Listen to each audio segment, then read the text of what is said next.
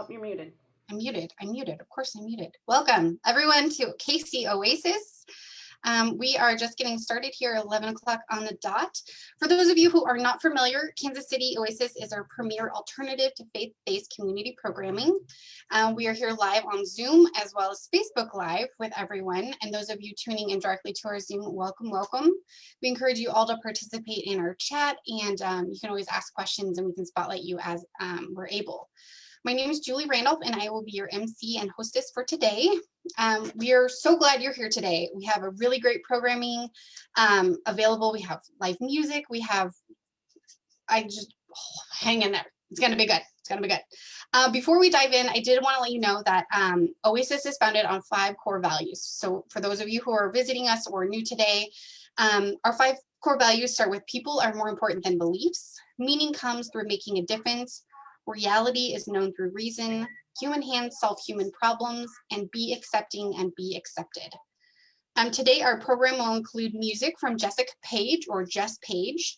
Our community moment will be one of our very own leaders in all things excellent, Nikki Actipis, and our featured speaker will be Starla Carr.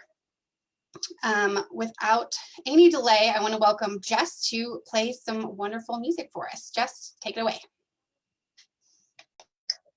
Good morning, everybody. It's so nice to be back at Oasis. I've missed you guys. I always love your programming. It's a great way to start my Sunday. I've got some new songs for you.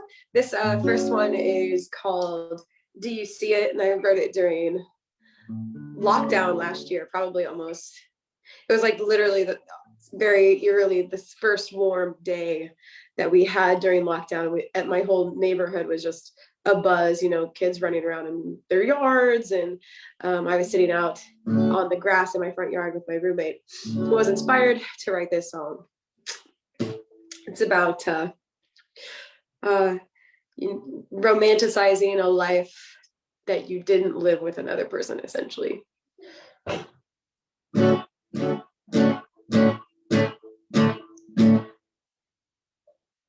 Do you ever think about that little house where we might have lived? Not so little, not so big. Oh baby, do you see it? I still see it. And I can see you walking through the front door. A little table and chair on the front porch where we have coffee in the morning. Do you see it? I still see it. When we were laying on those long winter days, curling to each other in our lover's face. When you would kiss me and say my name. Oh, do you see it?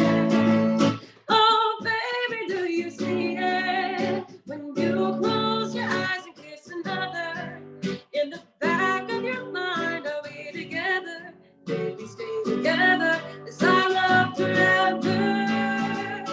Oh, baby, do you see it? A quiet street with tall trees, lots of kids and families.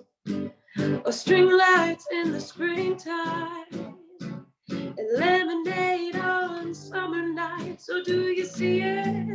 When we were laying on those long winter days, curling to each other in our lover's face.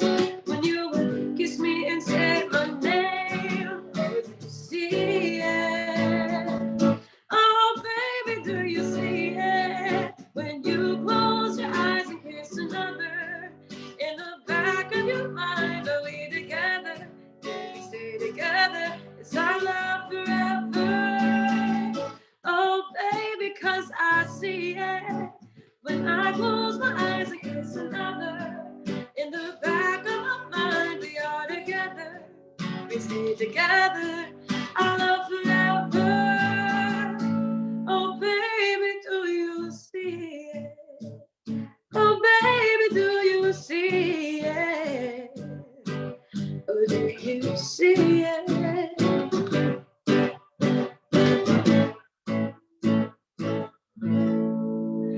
Oh, baby, do you see it?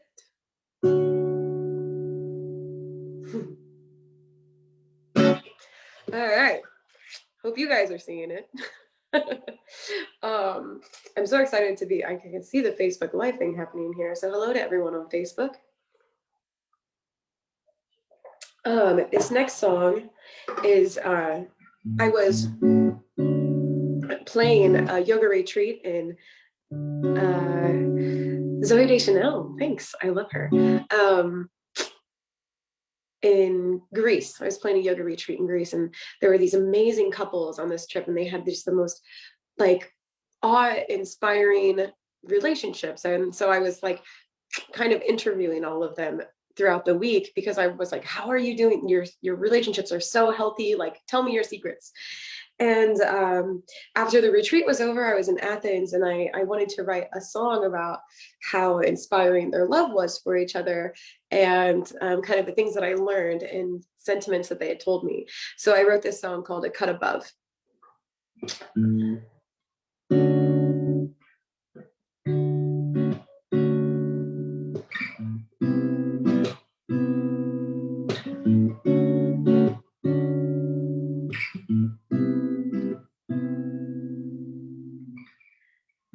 We fill the night sky with our love. Lightning bugs and stars can't keep up. All the times we could have given up. This love is a cut above. And you have had me from the start. You challenge me when you hold my heart. So many times I could have given up. This love is a cut above. Don't go asking for too much, my dear.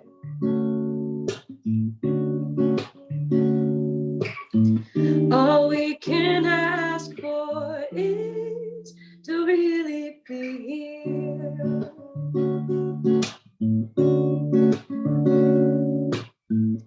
When all of the colors fade to gray, you fill my mind and you save the day.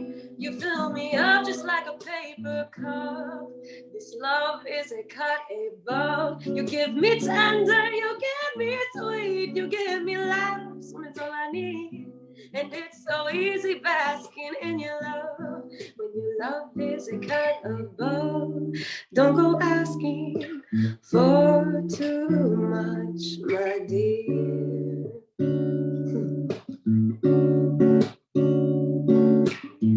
All we can ask for is to really be here.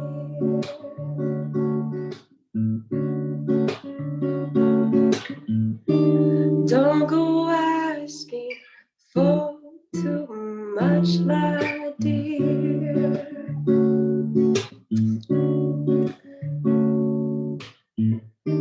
All we can ask for is to really be here.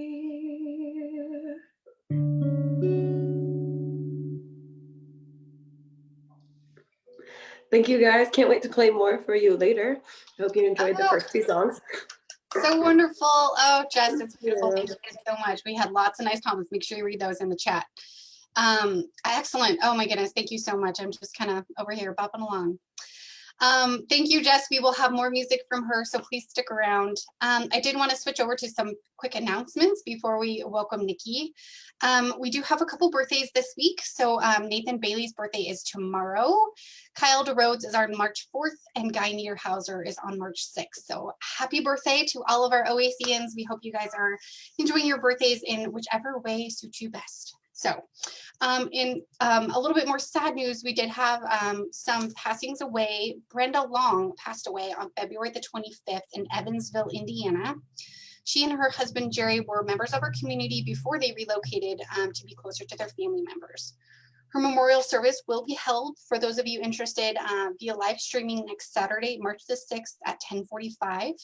And we invite you guys all to contact Julie Wisman in our Oasis leadership to get any more details if you'd like to participate. Our heart also goes out to Richard Lewis. His father has recently passed away as well. So we send all of these families our love and digital hugs, electronic hugs in their times of sorrow. So That brings us to community groups. So when, things like this happen, we want to lean on a community. And if you don't have one readily accessible, we'd like to invite you to be part of one. Our community groups have been around in Casey Oasis for quite a while. We're going to be starting them up again the week of Sunday, March 14th. You're going to see registration links. So if you're wanting to participate in a group, that link will be up in the next couple days. If you are wanting to host a group, Mark Dixon is still looking for host signups in the private group page. And we can always point you to that announcement if you were interested in signing up and need some direction. I'll tell you, hosting is not very difficult. You basically just have to be able to click start on a Zoom meeting and then be around on the same time each.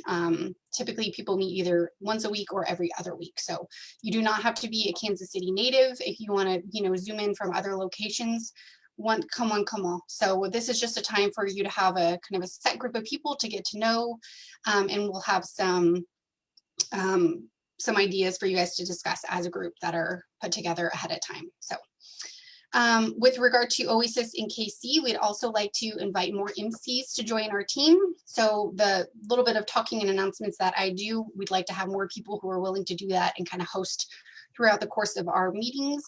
Please reach out to any of our leadership board members. You can ask me, Julie Wisman, and then Nikki Ektipis can also provide good information for that. And we're also looking for some new board members. So while you cannot nominate yourself, we would like for you to nominate your peers if you think you have a friend or a fellow Oasian who you think would be a really great addition to our board. Please nominate them. I'm going to put a link in the chat for our Google link. And then there's also kind of the full announcement if you need a little bit more information. But love to have some fresh eyes, some fresh hearts, and some fresh minds on our board. So please give us some time for that. Let me put this link in here right now for those of you interested. And with that, we are going to transition to our community moment. So for those of you visiting or new to us today, this is a chance for our Oasis community to share an experience, a story, a lesson with us, something funny, something silly, something they learned, really anything. So today we're going to be welcoming Nikki Ektipis, who is one of our community's own part of our leadership team as well. Nikki describes themselves as compassionate, funny, and nerdy. And the warning label, if Nikki had one, would be, no, I don't have a Nick Cage problem. I have a Nick Cage passion. So Nikki, please give us some info about what you got going on. Awesome. Thanks, Julie. Where to even start? So if you have me as a friend on Facebook, you know I have a rather mean passion for Nicolas Cage. But I won't be talking about that today. And Daryl's already going after me about it. And he misspelled Nick Cage, but that's fine. Everybody makes mistakes, Daryl. I will be talking about one of my other passions today, and that is, if I can share my screen. There we go. I will be talking about my very own arc that I've created here in my studio apartment that has just grown over the course of the last year exponentially. And I've started looking for names on what to call what I'm up to. And I've settled on the atheist arc because it's nice alliteration. And yes, you can hear my crickets. I just put a fresh batch in for Louise. Also, there is a breeding population in my apartment, which was a mistake, but also like gives that nature ambiance to my lifestyle. So the atheist arc, or why my plants and animals make me happy, and maybe eventually one day I will get a dinosaur included here. But you know, Jeff Goldblum might be against that, right? Anyways, content warning before we continue on here. There are going to be a lot of adorable animal pictures and selfies ahead. If that is what you're not up to today, please check out now. Go get a cup of coffee, whatever you're up to. But if you are into that, you're in the right place today, because that's what I'm about to show you. and we're going to talk about it a little bit. So, as you might know, as you may not know, I am not originally from Kansas City. I am originally from Ohio. And I came to Kansas City at the end of 2017 off of something not really great. I moved back here from California where I was doing conservation work. And for about the first year I was in Kansas City, I was houseless. With that being said, I had a really good support system already in place here, but it took me about a year to find a good enough job to get my own place, get set up with stuff, and just get moving on my life with my life on my own, and be an adult in the universe. And I never had my own apartment before. So after college, I went on to grad school in a different country, did all kinds of stuff, traveled for work, whatever.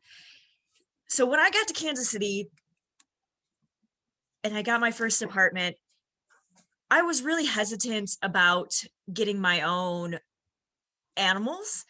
But luckily I have a really nice landlord who is accepting of who I am and pretty lax about what I've got going on in my apartment. But anyways, so instead of adopting right away within the first year, I really want to foster animals, get them into good homes, because I wasn't really sure if I was ready to take on the responsibility of having my own animals going on. And so at the beginning of 2018, 2019 more like it, I started fostering. So I fostered some puppies, I fostered some cats, and then I thought it was time to start fostering what I was really up to, which was rabbits. So I got a hold of the Kansas City chapter of the Missouri House Rabbit Society, and we started the wheels in motion, and they brought me my first foster rabbit. And it was kind of a mixed bag because I didn't know what I was going to get. I was really excited, but I wasn't sure if I was going to click with this animal, what was going to happen. And the lady brings me over this little gray container, and I look inside, and there is this plump, ridiculously white rabbit with bright red eyes. And they told me her name was Princess. And I wouldn't find out for a couple of days because rabbits, when they start acclimating, they get really anxious. They're really anxious animals because they're prey animals. So it wasn't for a few days until I realized she was going to live up to name Princess. She was quite the diva from the get-go, but she was also super affectionate. She just wanted cuddles and pets all the time. And it's like she knew she was home. She claimed us before it was obvious that we were going to claim her. Nowadays, her full name is Princess Ruby Marshmallow, or just Ruby. But this is the picture when she first came into our lives, February 17th, 2 years ago, before we knew she was going to stay here permanently. So in my universe, I am obviously easily duped by other living organisms. Humans, maybe not so much, but other animals I am. And I like to call the foster fail the big ruse, because they know what they're doing. Once they get into your house and they act all sweet and cuddle up to you, it's a big ruse, right? They're really advertising themselves of, hey, you know what you should do? You should let me live here forever. And that is exactly what happened with Ruby. So within a couple of months, not even a couple of months, with about a month and a half, it was decided that Ruby was going to join the family permanently. So here you see on March 30th of 2019, we signed the adoption papers for Ruby, and she became a permanent fixture in my small studio apartment. And this is important because to me, I think you don't always get to choose your pets. You should let your pets choose you. And Ruby definitely chose us. As you can see here, I'm laying down and this was before I even knew she was going to get adopted. She's paralleling me, which is a big deal with rabbits. That is one way they show their affection and show that you are meaningful to them, is they will line up right next to you and lay down and parallel, like synchronized napping. That's what I like to call it. So looking back on this picture, I should have known immediately that Ruby was the one for me. So you might be thinking, wow, Nikki, that's cute, right?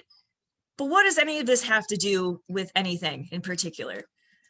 Well, as some of you may know, some of you might not know, the family has expanded quite a bit since then. So as of now, I currently have 3 rabbits in my apartment, 2 guinea pigs, 2 fish, a gecko, some snails, some shrimp, and a crap ton of plants. So Louise was the next one to come into our lives. She came in the same day we signed the papers for Ruby, making that adoption finalized. And it was also just an instant connection between me and Louise. So I had never had a reptile before. I've had arachnids and I've had other rabbits, and I've worked with animals in rehab and stuff like that. But we instantly bonded. So Louise was at the rescue that I got her from for 6 years.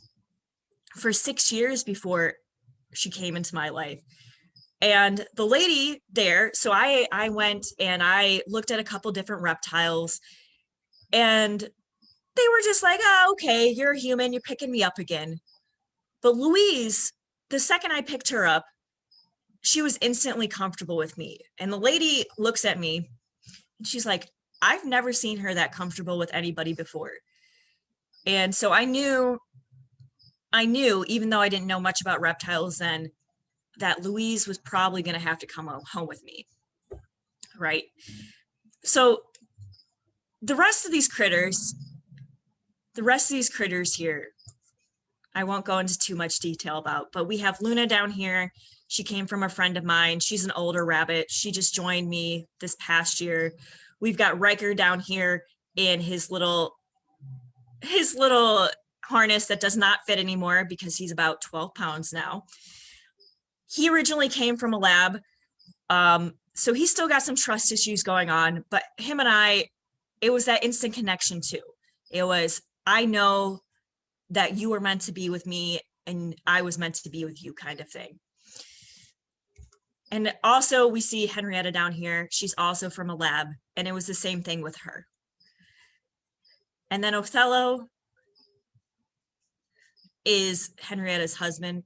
I like to call him my son-in-law, and we're warming up to each other.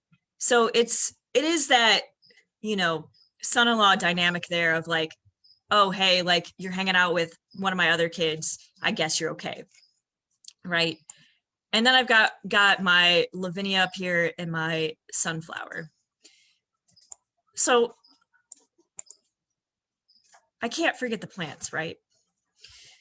So it's really easy to make connections with other living things that look like us. The more they look like us, the more we're probably going to be able to bond with them, right? But it's also possible to bond with plants. So I know this might be getting a little woo for some people, and that's cool. I'm cool with it. I'm weird, I know. But if you are growing plants, you also need to have that connection to your plants to make sure they're happy, healthy. Because if they're happy and healthy, you're probably going to be a little bit happier and healthy too, right? Because you get to see these big, beautiful plants grow and evolve. And if they are fruiting plants, you get to see your care bring those fruits into the world, or you get to see your food scraps turn into renewable food for your household. And it's this mutual understanding of understanding something else that isn't you. So I've got some of my outdoor plants here. So my pepper plant made it through the winter. My basil, I just reseeded with seeds from my original basil plant. And I've got my aquatic plants up here that are just blooming and making my fish happy, making a nice little ecosystem. And I've got a crap ton of succulents too that I'm getting better at learning how to propagate them. So why am I telling you any of this, right? I'm just a crazy plant and animal person, which, yeah, true. But also, what I've been up to has been super crucial to my survival during the pandemic. I know a lot of folks probably think, oh, well, maybe you impulse bought, whatever, et cetera, et cetera. There's a little bit more behind that. So I've picked up a few new skills during the pandemic that have let me focus on what I need to be up to with my life and how I want to live my life. And it's also given me something to focus on besides just being anxious all the time about, am I going to get sick? Are my friends and family going to get sick? Am I going to have to go to a virtual funeral? Am I going to have to live with lifelong complications of COVID? So it's given me something other than the pandemic to focus on.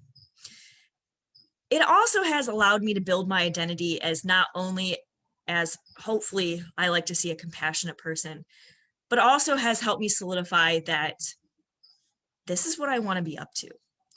I have been a lifelong nature enthusiast.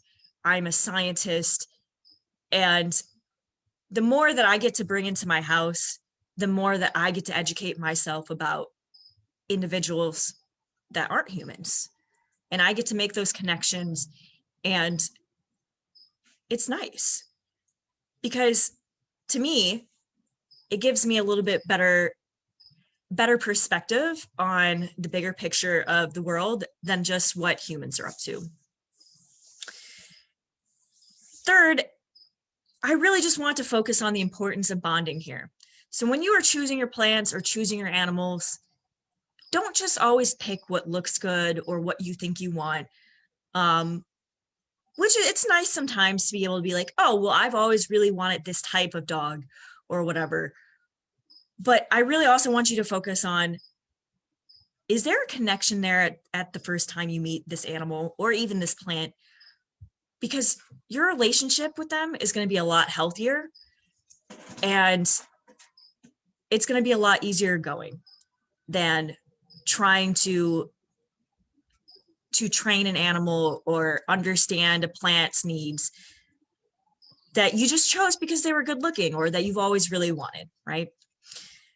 So really just take some time when you are thinking about a new companion and see if they bond with you, see if your personalities connect. I also want to highlight adopt, don't shop. I know there's a little bit of controversy around this, but there are lots of plants and animals that need homes, that are in shelters or need out of situations and other homes that they just can't stay in anymore. So I really want to just put out that message of, if you can, try to get your plants, animals from somewhere that's not going to feed back into this weird capitalist thing we have about other living organisms. And then finally, who doesn't like pictures of cute plants and animals? If you don't, I don't know what to say about you. Maybe you need to reevaluate your life. I'm just kidding, by the way. But yeah, I just want to be able to share what I've been up to and hopefully bring a little bit of joy into your day with what I've been up to and with all my cute beings in this house that aren't me. So finally, I'm going to put this particular slide up on our private page. So if you are looking for somewhere to support in this area with animals or plants, I highly suggest Missouri House Rabbit Society. They have a good foster to adopt program, Creatures by Teresa. which takes in a lot of reptiles and amphibians that a lot of other places don't, a lot of other rescues don't. I would also suggest checking out Beagle Freedom Rescue. It's not just for beagles, it is for all lab animals. So they've got rats, farm animals, rabbits, whatever else on there.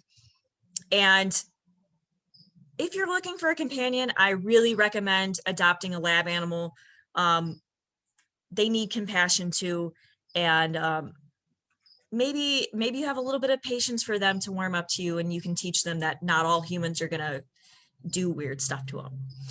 And then finally, if you are about the plants, Seed Savers KC is a great place to go. They hold on to native plant seeds in the Kansas City area.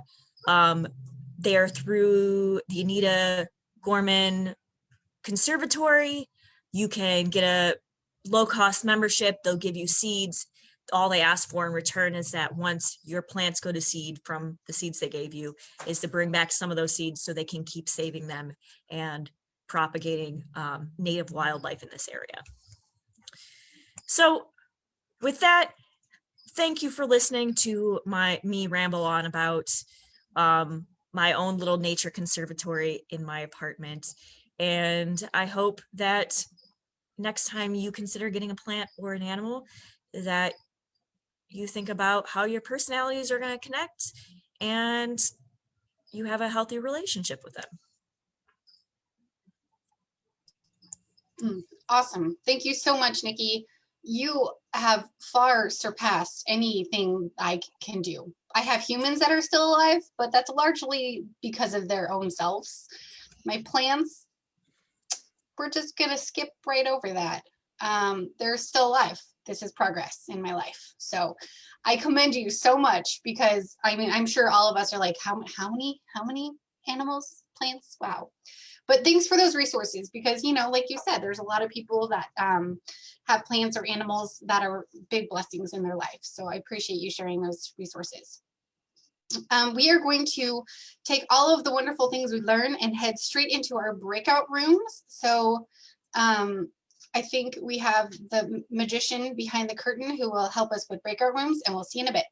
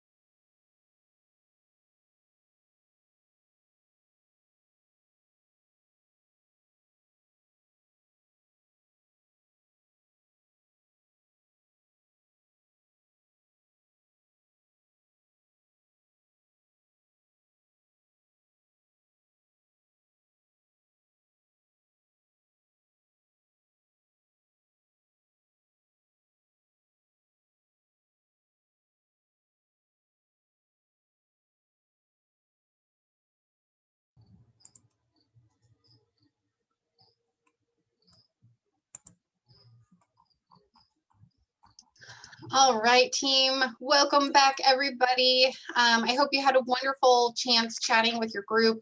We had lovely discussions about plants and animals. We were lucky enough to have Nikki in our group, so we just kind of kept that same conversation going. So hopefully your breakout room brought some joy to your heart today.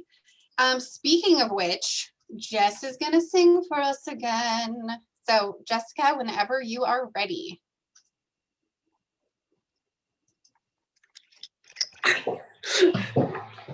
Hi guys. That was a really interesting talk about bunnies. I was like, what? Learning so much. Fascinating. My phone is trying to fall down. I'm so sorry. There we go. Hey, okay. I think I've got this figured out. This next song is I feel like your guys' crowd is the perfect audience for this song. It's called Fa La La. And I wrote it about just the amazing power of the human mind and creativity. And if you let your mind wander, all of the amazing places that it can take you. Go Carl. I got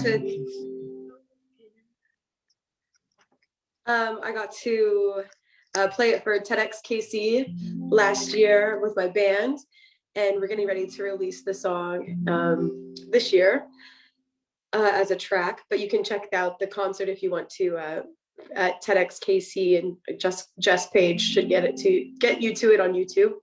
But anyway, this is Fa La La.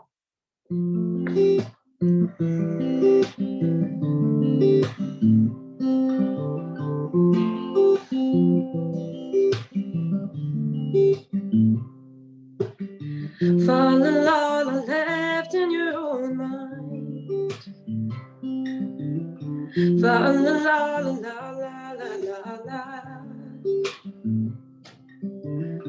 Once you start knocking on open doors, well, the thoughts, they rush in like a thundering horde. They all start to waltz and dance around the room. You sit and you wish that you could dance too. Fa la la, left in your own mind. It's so strange sometimes, left in your own mind. You just want to la la all the time.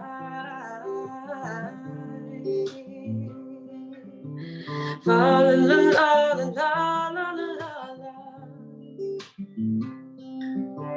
It walks some friends that you forgot you knew. One's a child, one's a mother, and the last one is you. Before you can stop and ask them anything, your friends, they join and they're dancing, and you just fall in love, left in your own mind. It's so strange sometimes, left in your own mind. You just want to love all the time. Fa la la la la la la la.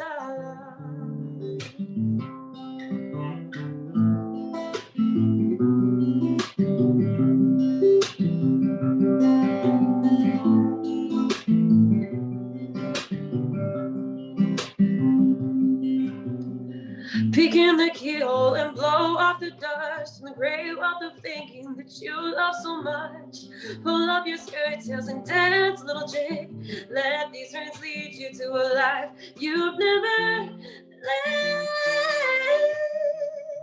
You've never lived. Oh, you just fall la la la la la. La la la la la la la la. La la la la la la la la. La la la la la la la. Yay! So wonderful. I do love that one. Thank you, Jess. Thank you. All righty. Oh, well, thank you for that music. We are going to transition straight into our featured speaker. Our speaker today is Starla Carr, and I'm going to let Starla introduce herself because that's kind of an important part of explaining what's we're learning about today. So I am not going to keep talking. Starla, please take it away.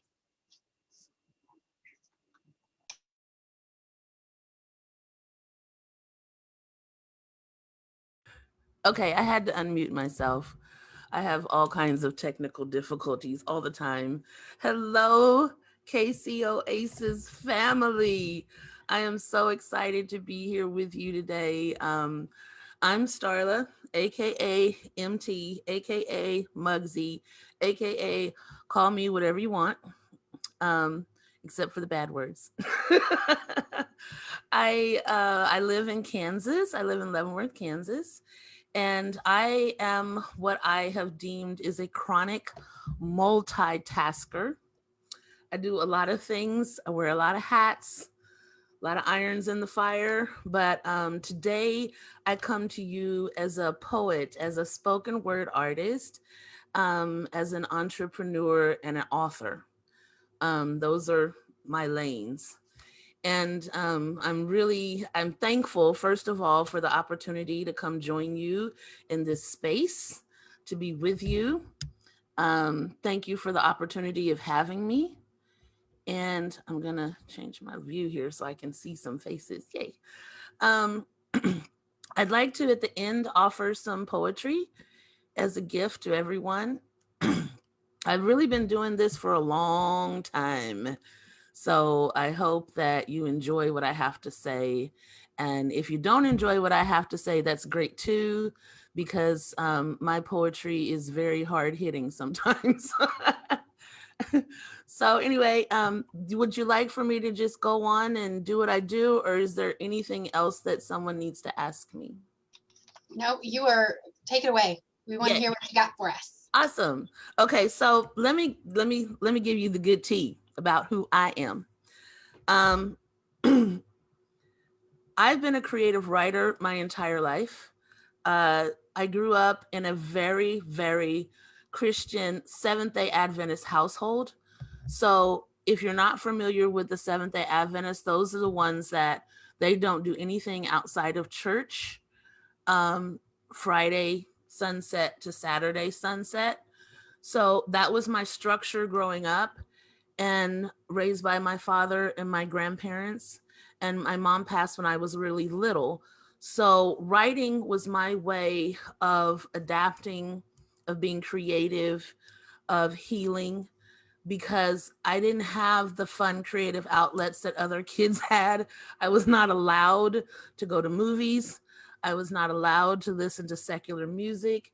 Of course, I snuck and did it anyway, but I was not allowed to do any of those fun things that a lot of young people did. So my life was the church. I grew up in the church, sang in the church, children's church, every part of church.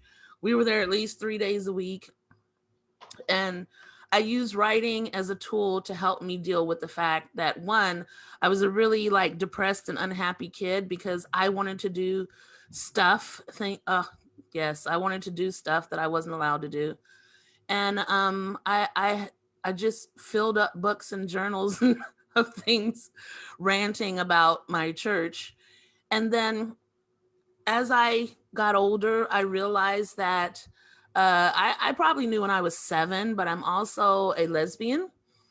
And I already knew how the church was going to feel about me growing up as a lesbian in the church.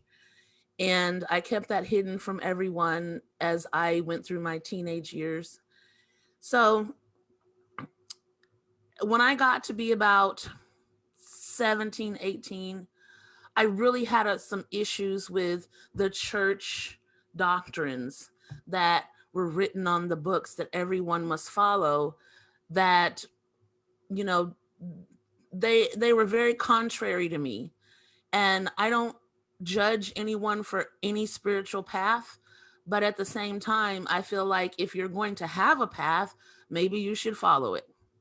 And when I learned about who Jesus was, I was like, Jesus was kind, compassionate, dark brown man. And you people are none of that. So I stepped away. I was like, I already knew I was gay. I knew that I had same gender attraction. I knew how my church family was going to feel about me. And before I gave them an opportunity to do what a lot of church people do, I was like, I'm out, peace. So I left the church, much to my family's dismay, when I was in my late teens, going into my 20s. But I found in Kansas City a wealth of friendships and community and partnerships and places to foster my own art and the things that I would develop. And so in my 20s, I connected with the LGBT groups in Kansas City. I volunteered at the community center. I helped with the youth group passages. Like, I did a bunch of things. And then the poetry scene, I got in, and that was where I wanted to be forever. I love poetry. It is my passion. And so I had a place to perform all of these poems that I had written all of these years. And my number one go-to spot was the Planet Cafe. It no longer exists. It was run by a beautiful group of lesbians right down in KCK off of, I'm going to mess it up, but probably Broadway or Main, by the theater, the Uptown Theater. And we had a poetry night, and those ladies were kind enough to ask me to host. So I did that for quite a while, hosted poetry nights there. I did the slams. You know, at that time, the poetry scene, it had an underground level. It had like a club level. There was always events to go to. And so, excuse me, I did that, you know, it was so fun. Danny's had a beautiful setup, live music, band, jazz behind you. And it was so my vibe.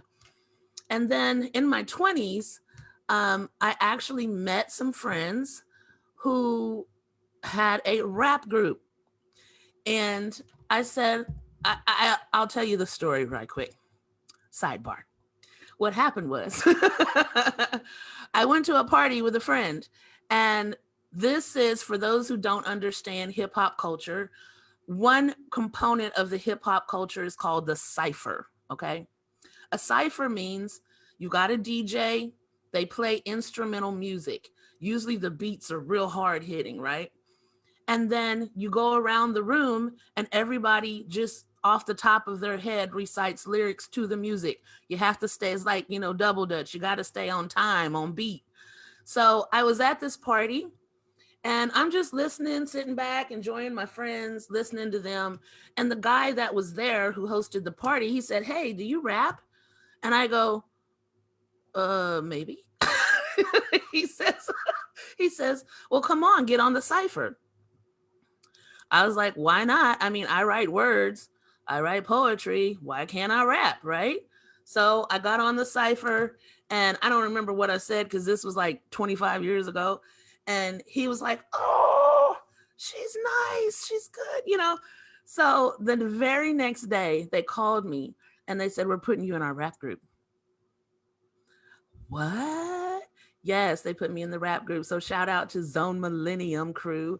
And I participated in underground hip hop in Kansas City as a female MC for like at least a good 5 years. At least it was a good run. And I performed in ciphers all around Kansas City, 18th and Vine, um, down at Club Granada in Lawrence. I met some major superstars in the rap industry, and I had a lot of fun doing it. And, you know, the cipher became a tool for me to develop my art, my craft, and to really dig into the words. Because I know some people may not even care or like rap music, but it's the tools and the techniques of rap music that help develop an artist. So there's the cipher, because you have to be quick-witted. If you don't have a love of language and a love of rhyming and timing, you cannot participate in a cipher. And in the hip hop underground, if you are awful, they will tell you you're awful to your face. You know, you only get one chance. If you've ever seen like a rap show competition, that's what it's like. You know, it may be 10 MCs in a circle and everybody gets what we call 16 bars. You get one shot at this. And if you're making it up off the top of your head, you have to be quick. You have to be precise. You have to know your language and your timing. So I took all of those tools into my 30s. I went to college because I realized that rap music was never going to pay me. I was on a lot of stages around Kansas City, and it was like, thank you for coming. And I'm like, I want to have a rap album. And it wasn't happening fast enough. So I went to college at KCC. I got a degree in, of all things, this will blow your mind, I am a mortician. I'm actually an embalmer mortician. That would take a whole nother show, so we're not even going to go there. But I did that. And then as I eased out of my 30s into my 40s, I decided to become an author. So I'm that phoenix rising. I rise, burn up by the sun, fall down, ashes, and then I rise again, reinventing myself as an artist and a creative person. So I also, my most profitable skill is that I am a barber stylist. I've been doing that since I graduated in 93. And so it wouldn't surprise me if somebody on here, I have cut your hair, colored your hair. I've been working around the Kansas City metro area for next year, I guess it's almost 30 years. So that is my skill set.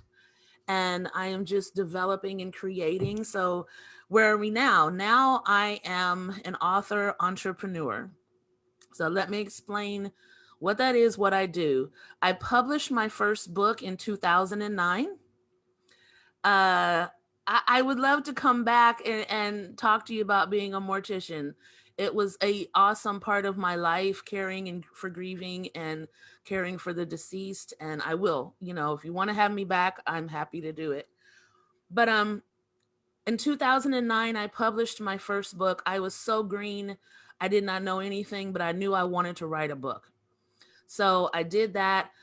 It is still a thing. It still exists in the universe. I don't recommend anybody buy it because it was my learning curve book. I was like, wow, there's a lot I still don't know. But as of today, I have 12 published books. Yay, I'm so excited.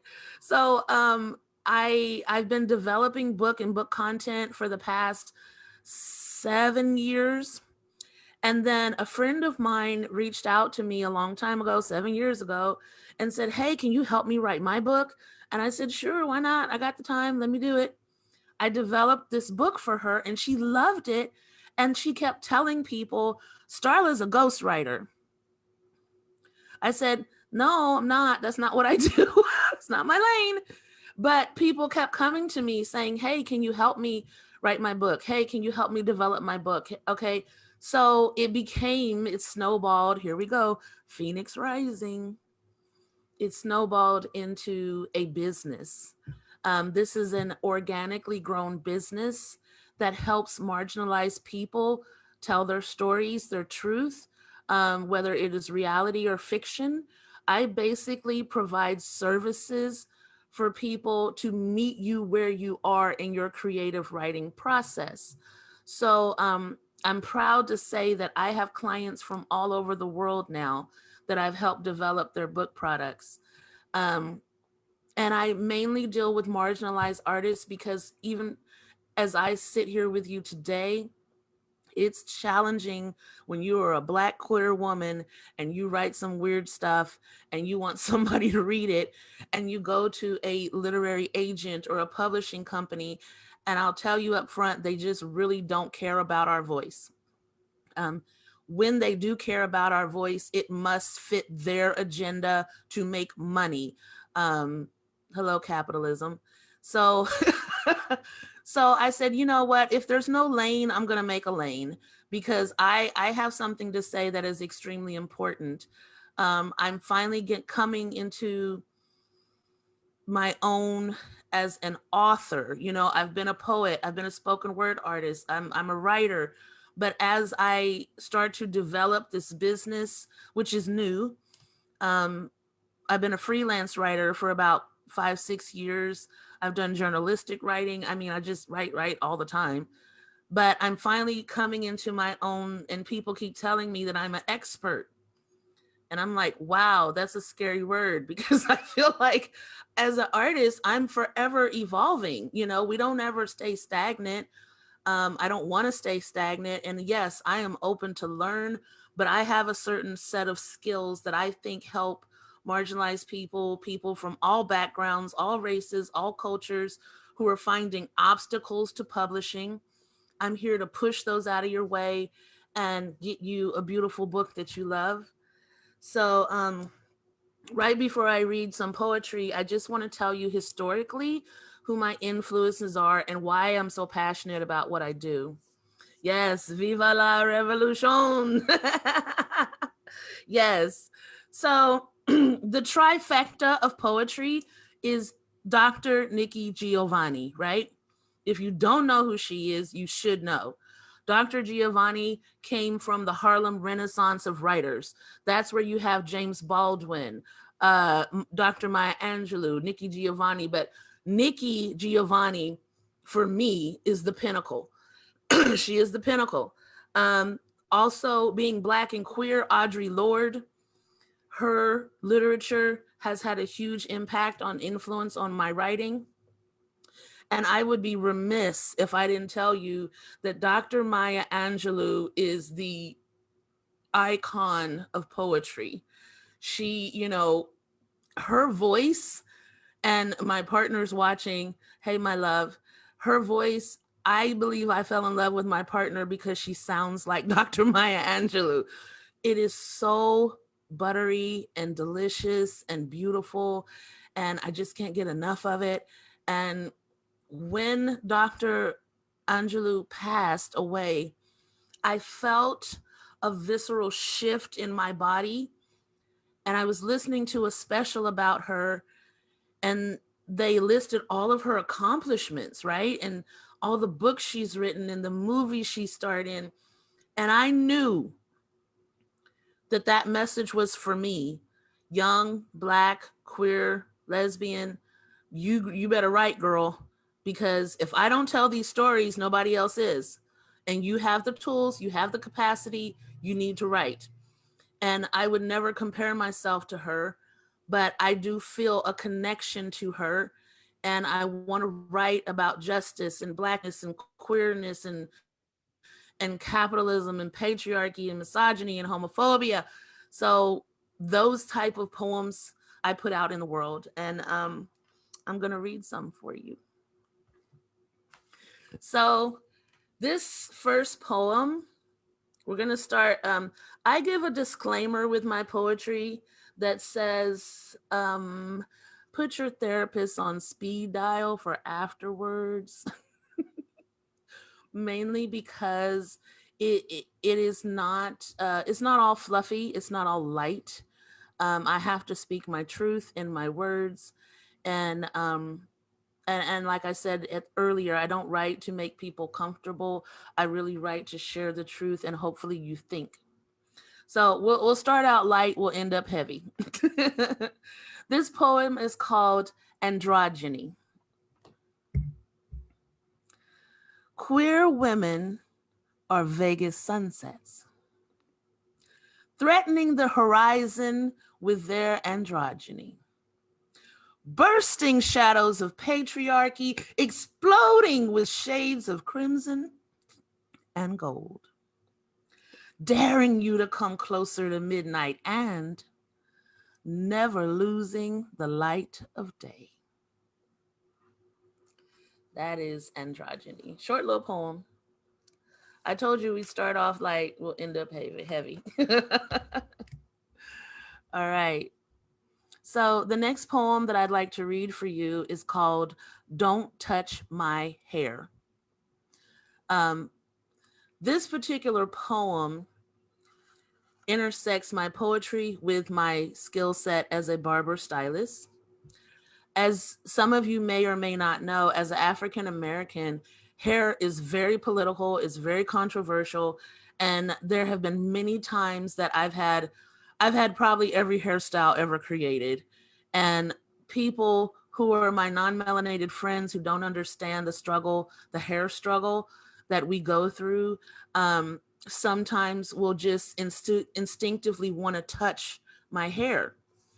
And it is a problem, but I'd like to educate rather than, shout and yell and scream about it. So this poem is called Don't Touch My Hair. This here systematic degradation and all of its regulations that regulate Black hair, which takes me half of my life to prepare. For anyone who dares to disrespect the struggle, let me catch you up. Allow me to make you aware. I may never feel unviolated by oppression, but please don't touch my hair. Once upon a time, when slaves were stripped of opportunities to enhance our customary practices, plantation masters called us pickaninnies for assimilating their tactics. Our hair is coiled tightly so that thoughts of escaping misery couldn't even get out. I'm not an animal to be petted, or an object or an item to be looked about. My mother's mother once bathed away pieces of herself incrementally in the same icy waters that brought us to this land. Yet, by the whims and the demands of white women fearing losing their men to folk of darker skin, we were forced to cover our own nappy Black lace with leftover rags. While Betty Ross was still sewing a freedom flag, we were trying to find ways to find a dream within an experiment. A dream all Americans shared and we never had. Today, it seems as if our rituals have been restored, our plight is still ignored. But once more, the sacred crown of glory I wear is being defaced. I said that the African Americans' lion's mane should remain out of the boardrooms, out of the classrooms that we built to maintain. It said that our kinky coils shouldn't participate in the American dream that we never had a chance to share. I may never be unviolated by oppression, but please don't touch my hair. So that is from my book, Screaming at the World, a collection of Black lesbian poetry. Okay, so I'm going to read this last poem to you. It's called Fire and Brimstone. This poem to me it's heavy. It's so heavy. Growing up Black, queer, struggling with spirituality, sexuality, the joys, the triumphs of it all. I grew up in a faith that never saw me, never knew that I was struggling with images of God, because God for me was not like me, didn't like me. God was supposed to be a white man with a scraggly beard and a cane, sitting in high, looking down low upon me. And I thought, oh, okay, hold on. Let me pause for the cause. That reminds me, I do have one more piece before I read my last piece. And this is not real long. But I couldn't connect with an image of God that they kept trying to force on me. So I said, well, forget it. I don't want that. And I just wanted to write about my experience and tell people that, you can choose. I never felt growing up that I had the option to just not love a God or not, care, but I can. And so before I read this last one, if you'll indulge me, I promise these last two and then I'm finished. This one's called Nina's Angel. Nina's cigarette dangles off the end of her copious lips. She sits in the window looking out to the dusty ghetto playground where she used to play, wondering if her guardian angel is near. She looks up to the top of the red brick building across the street, waiting for a winged warrior to record her every move. Her almond eyes roam from building to building to watch her illicit lover sleeping on the couch, the one they drug in from the curb. She asks out loud if angels record the life of lesbians, those who wear little or nothing at all when they're alone in their apartments. Those women who make breakfast in boxer shorts and sports bras, do they record those women and who find more comfort in each other's secrets than they do their own truth? Is that a sin?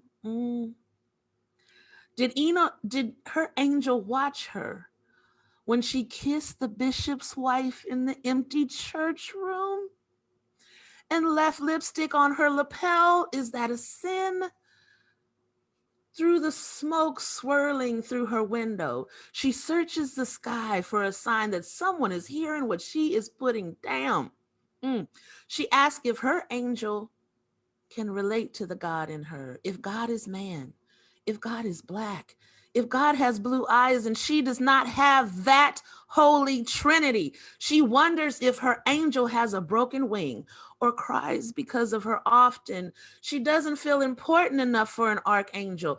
Nina thinks that her angel must have at least a few scars to match her own. She desperately wants to know if her angel is still waiting for her to return to church, sitting on the concrete steps in front of stained glass windows. She doesn't want to go back. Is that a sin? If Jesus could find friendship in Mary Magdalene, surely there's a place for her and her angel to find some respite. Can a ghetto queen go to heaven if there is no tenement there? Nina's got some questions that she desperately needs her angel to answer, so she'll sit in the window, twirling her dark curls in between her nicotine-stained fingers until her angel returns. Okay, that is from my book, Is God a She? Okay, so last one. And once again, thank you so much for having me. I have to read this last because as a spoken word artist, some poetry just really gets in my body. And I have to read this last and then, chill because it gets in my body, it gets in my soul, and I have to let that thing process happen. So thank you. This one's called Fire and Brimstone.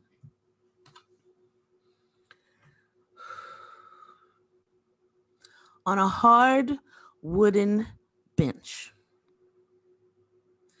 damp from the sweat of my back, I sat, trying to wrap my mind around their concept.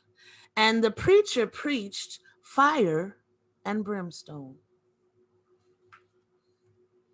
As I listened, my mind drifted. I shifted to the screams of the unclean.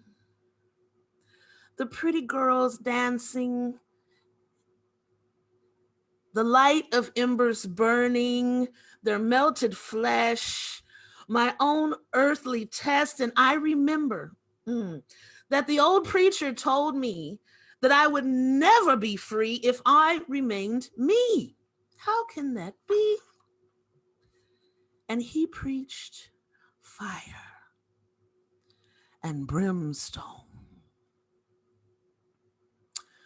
I thought of Lot's daughter's skin, how he tried to force them into sin and give them to dirty old men, the ones who never wanted them, the smell of them.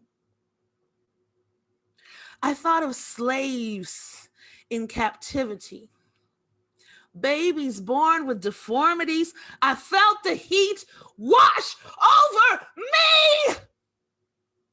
And he preached fire and brimstone. And I remembered the faces, the haggard faces of church mothers who prayed for me, but never my lovers. Those who shouted glory when I was baptized, but talked about me so bad when they thought I was on the backslide, and he preached fire and brimstone. And I shifted. I almost drifted into hellfire. I thought of muck and mire and hellfire. I thought of Christian liars and hellfire. I thought of my own desires and hellfire. And damp from the sweat of my back on that old church pew, I cracked like porcelain vases and all the other lost cases. And he preached fire and brimstone until all the ashes were gone. He preached fire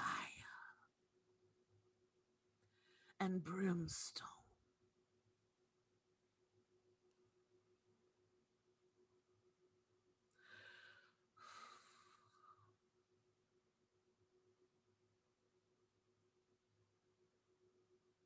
Thank you. Thank you. Thank you. Thank you. Thank you. Thank you. That poem gets me every time. Oh, thank you. Thank you. Thank you. So here I am. That's just me. It's just me. This is what I do. I'm a spoken word artist. I'm a poet. I write books. I'm an ever evolving creative process. I am the phoenix rising from the ashes to return to earth, to reinvent and rise again. And I feel so blessed that you allowed me in your space to share. I call myself a lovis these days because who wants to deal with fire and brimstone, right? I hope that, someday you may pick up one of my books and read something that inspires and uplifts and makes you feel whole and human and loved. I have 12. I hope that you will, reach out to me at any particular time. I'm super friendly. This was a performance piece, so I get in that moment, but I'm like super nice, nerdy, goofy, silly all the time. You can find all of my books on Amazon under my name, Starla Carr. And I am just thankful. Anytime I get it, I don't write in a bubble. I don't do anything creatively in a bubble. I do it because I want you to come with me on this journey and feel me. And so your energy, your love, it flows. It's not just stagnant. And so if I create something, that means I want you a part of it. I want you in the mix. So please, yes, if you want to just contact me, reach out to me. I'd be happy to send you books. I got books on books on books. But thank you so much for allowing me in your space and hopefully not taking up too much of your day. And I hope that I make some wonderful connections. I already love KC Oasis. I've known of you for years because I used to do the Pride events, and I've talked to probably some of you before. You probably don't recognize me because my hair was different. Excuse me, my hair was different. But I know that I know of you. I know who you are. I see you, and I appreciate you. And I want you to continue to do the things that you do because it's important. It's important. Okay. So thank you. Starla, thank you so much. Everybody, can we just give her a visual round of applause one more time? Thank you so much. My goodness, what a powerful poem. All of them were just different, but also powerful. I'm going to remember that for a long time. I will be the first to admit I am not a huge poetry person. And I was like, ooh, this girl's got something going on. I was looking forward to this one because I don't know, something I could just see in your name, maybe. I don't know. But you got me, girl. You got me good. We did have one question for you in our chat, and you'll have to go backward. Lots of discussion about your poems. People just love them. Thank you. Lisa did ask a question here, if I can find it, going backwards. It was, is your family still in the church, and how is your relationship with them now? If you care to share. Absolutely. I'd love to share. I have some family that is still in the church. Most of my family, unfortunately, is deceased. So I just have cousins now. And my cousins, because I am forever activist mode and they can't help but see who I am, they've actually been extremely kind to me. So that's been awesome. You know, I have not been in an SDA church building since my father died about 13 years ago. But yeah, so just they've been kind to me from a distance, but most of my family's deceased, and so their judgments have been removed. Very good. And I know we have you kind of, your Instagram account is on there at author Carr at Instagram. What are some other good ways that we can get in touch with you if people have questions or want help with your ghostwriting or haircuts? I know some people mentioned haircuts. I'm going to call you about that later. Yes. So because like I said, the pandemic gave me opportunity to be in a hugely creative space and to get things done. Because like I said, I'm a multitasker. I'm like a DJ, you know, I'm just mixing stuff all the time. So you can find me, author Starla Carr, on Facebook. I'm not that great with social media. I'm trying, people, but author Starla Carr on Facebook. At Word Work the Poet. I will type it in the comments here in a second. Also, my brand new business page is Blue Notebook Publishing Consultant. This book I've had 25 years. Started with raps into poetry, and that is the name of my company. So Blue Notebook Publishing on Facebook. And you can inbox me, message me, you know, send me a friend's request, whatever. It's a great way to get in contact me. If you want books, I have plenty of books here, and I would be happy to, you know, mail you a book or sign one for you. So yeah, I'm pretty easy to reach, but I don't do the Snapchats and the ticky-tacky talks yet. I'm sure we would all love the ticky-tacky tax if you get available for that. Right. We did have a couple questions about audiobooks. Have you ever recorded an audiobook with your poetry? Yes, thank you for asking. My partner and I have been working on this audiobook for a while. Like I said, her voice is just, it's just heavenly. So between the both of us, we are working on it, but it is not finished yet. So if you just stay tuned in to the progress and the things I'm doing, you'll see that hopefully by the end of this year, you know, the pandemic really, because I was like, I'm not going to anybody's studio with the COVID. So we had to work out some creative ways to do things. But yes, it is coming. Audiobooks are coming. Thank you for asking. Perfect. And we will make sure you get an invite to our Oasis Kansas City private page. Okay. And so as those become available, you can say, hey, here's that link we talked about back in, February. You would love to, you know, keep us tuned in, and that way we can support your work and we can listen to your amazing, beautiful voice with all this poetry on our own little ear holes. So perfect. So we put down in there, and then there's another post there for Equality Kansas Northeast. Barbara is going to post for us in our private page as well. Thank you, Starla, so much for your beautiful poetry and teaching us. Please do not touch people's hair. Yes. If COVID hasn't taught us that, hopefully your poetry will. So thank you. And if you're available to stick around, I'm sure people probably have more questions for you. We can stick around for a few minutes after our meeting is concluded. Okay. But we do want to invite Jessica to come back one more time and play some more music for us. So please stick around if you have more questions for Starla, and we'll kind of visit as long as Starla's available. And I'm sure Jessica would be happy to answer some questions too if she's free. So Jessica, if you want to kind of lead us out with one more song, we'd love to hear you sing again. Awesome. That was so beautiful. That poetry was so moving. I thank you guys so much for having me. If you guys want to keep up with my music or hear more, you can go to my social media is at Just Paige Music. So you can find that on Instagram, Facebook, Twitter. I don't really tweet. It's probably not worth your time.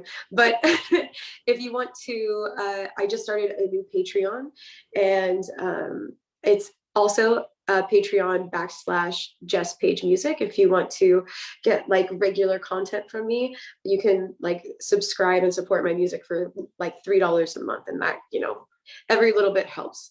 We're getting ready to release a new album and a bunch of new music and some music videos. So we've been sitting on a lot of content through COVID last year. So we're really excited to be out performing again. And we have a lot of fun stuff on the calendar, like May 21st, we will be at The Ship with Kadesh Flow. He is a hip hop artist here in Kansas City that is known for doing like, anyway, so we collaborate. It's been a blast every time we've done it. So May 21st at The Ship, you should probably check that out if you end up having the time and interest. This last song is the single off of my first album. It's called Beautiful Life. And I'm totally willing to stick around after this song and answer some questions. I'm hanging on a wire, and I keep looking at the ground, wondering if I let go, how long would it be until I hit the ground, and I'm dancing in a fire, and I keep waiting for the burn. I'm learning how to let go while I'm learning how to hurt.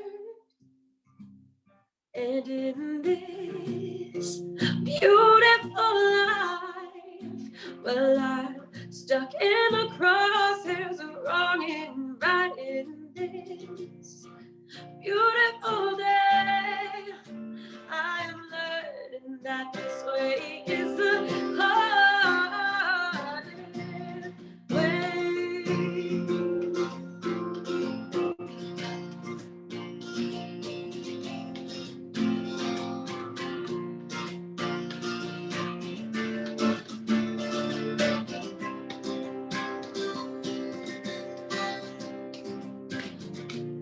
I went wading in the water, but I got over my head. I don't know if I should try and swim, or maybe I should just drift away instead. There's no beauty in the struggle. Oh, will it all be worth it in the end? Or am I just lost in this confusion that keeps going on inside my head? And in this beautiful life, well, I'm stuck in the crosshairs of wrong and right in this beautiful day.